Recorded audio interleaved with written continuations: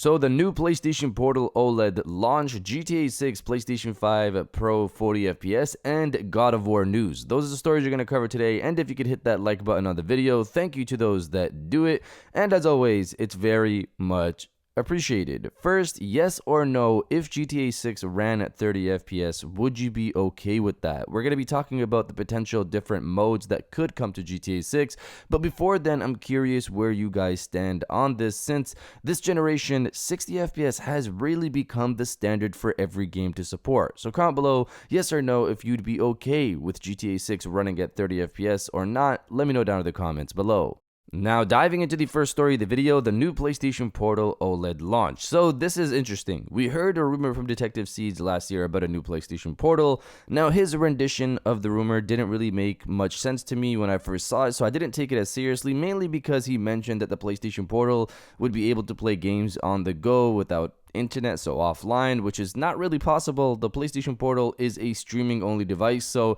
it needs to be connected to play anything. The only way it could play things locally is if it got the capability to play PlayStation 5 games, which would then just make it the reported PlayStation Portable 3, which is set to come with the PlayStation 6. He also mentioned that this new portal would be able to use PSSR, which I was curious in how that would work. Not ruling it out completely, just curious because PSSR is an engine tool that developers implement into their respective games. So how would that work on a streaming only device? My only thought there is, could the PlayStation Portal upscale the video quality? But that's just a guess. If your connection isn't the greatest, for example, you'll see the image quality dip. It'll go up and down depending on your connection stability or strength.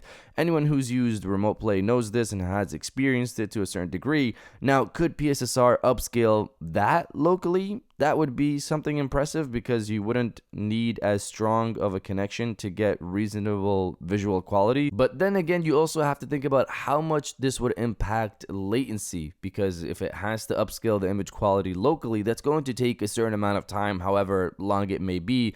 And really, latency is key when it comes to a streaming only device. So I wonder if people will notice the difference of using PSSR versus not. But again, this is just a guess. But that was the original rumor on this. Now we have another source jumping into the ring. Reading from Push Square, Sony's planning to release a new model of its PlayStation Portal streaming device with an upgraded OLED screen, according to the latest online speculation. Via Kepler L2, who has shared various reports in the past, Sony is apparently looking to put out a PlayStation Portal OLED version later this year. It's not stated whether there'll be any other upgrades for the PlayStation 5 accessory to go alongside the enhanced screen. So Kepler L2 was recently on NeoGAF just answering questions from various accounts. This is not only PlayStation related, it was other questions as well, it seemed like. The thing here, though, is that he had two parts where people are referencing, where one of them, somebody was just talking about the PlayStation Portal, and he replied basically saying, yeah, the Portal seems to be a success. They have another one coming out later this year. So that one, I don't know if he was just kind of answering the question based off of what we've already heard from the rumor mill, or he has insider sources himself, somebody that he knows he's spoken to that says a new Portal is coming out later this year. Then somebody else asked the question, oh, there's going to be a new Portal coming out. Do you have any more information? And he just replied, OLED version. So to me, with that second comment, it makes it seem like, yeah, he has a source himself. He knows something himself that, hey, a Portal is coming out later this year. So that's the situation there. Kepler didn't add anything beyond the OLED screen mention. But as I've said before, I'd want this thing to have 120 hertz display OLED. That would be a substantial upgrade over the 60 hertz LCD screen that we have right now, and could also improve latency because you're running at 120 hertz. So it might feel better to actually play those games via streaming. And of course, I would love for this thing to have DualSense Edge back buttons, because one of my biggest issues with the PlayStation Portal is that when I'm playing on the big screen, I'm using the DualSense Edge, I have a custom setup, and then I have to go to my Portal, and then I have to take a second to readjust and be like, oh, I don't have my back buttons anymore, I have to play this normally. So it would be a huge bump over the current Portal if this had actual back buttons. So I hope that's the case. We don't know, of course, this is still just a rumor, but if this does happen, now that we're hearing it from multiple people, it's just a matter of when Sony will announce this. Could this be at the upcoming State of Play next month, or later in the year. We'll see. And if you're enjoying the video so far, hit that subscribe button and join our growing community on our way to 150,000 subscribers.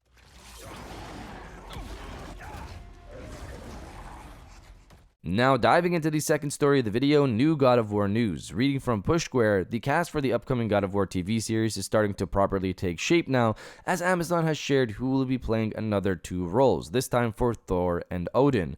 Olafur Dari Olafsson, hopefully I said that correctly, plays the role of Thor, while Mandy Patinkin takes the role of Odin. The former is known for his roles in Severance and The Secret Life of Walter Mitty, while the latter stars in The Princess Bride and Homeland. So Olafur, hopefully I said that correctly, does a great job in Severance for his role over there, and can be intimidating later on. You'll see how that gets before. I'm not trying to spoil anything for Severance, so watch Severance if you want to see his performance. But I could potentially see him delivering on this role for Thor. But of course, let's see how that plays out. So far, the casting has been pretty solid for God of War. I'm still curious who's going to play Atreus. That's going to be interesting. Let's see. But you guys let me know if you're happy with these castings or not. Let me know down in the comments below. How about peace? And now diving into the final story of the video, Grand Theft Auto 6 40 FPS. So there was a recent discussion on Digital Foundry where one user asked if the PlayStation 5 Pro could offer potentially a 40 FPS VRR mode, with the assumption that the base consoles would only offer a 30 FPS mode. Now, we've talked about this before. This all depends on whether or not GTA 6 is CPU intensive or GPU intensive. If it's GPU bound, then the PlayStation 5 Pro will have breathing room to push out more frames and use PSSR 2 to elevate that even further. But if it's CPU bound, that's where there isn't much they can do. I feel sometimes people, they forget that the PlayStation 5 Pro has the same CPU as the base PlayStation 5, just a bit of a clock bump. So if GTA 6 is CPU bound, then whatever the PlayStation 5 Pro gets will likely be the case for the base PlayStation 5 and Series X. This is pretty much also what Digital Foundry states in their video, which I've mentioned in the past.